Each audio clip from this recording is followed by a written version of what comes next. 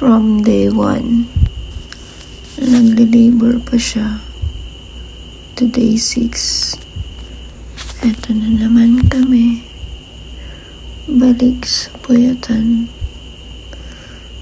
But I am happy na nag-survive yung ibang babies, and still praying that they will survive, kasi yung isa dyan nung day 2 na-slice yung katawan,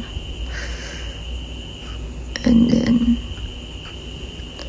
yung dalawa naman may mga sugat sa katawan nung iniwan ko. Ganito ang setup namin. Inhit na naman si Joko. Sana ayan o, kumusta na kaya ang lagay ng kama?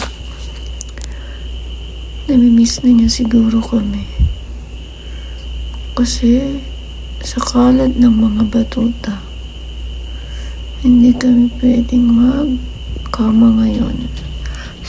And they started peeing na nga. Day 6 na tayo, magiging mapanghi na yung bahay, tas tatain na rin yung mga yan ng bonggang-bongga. That's how it feels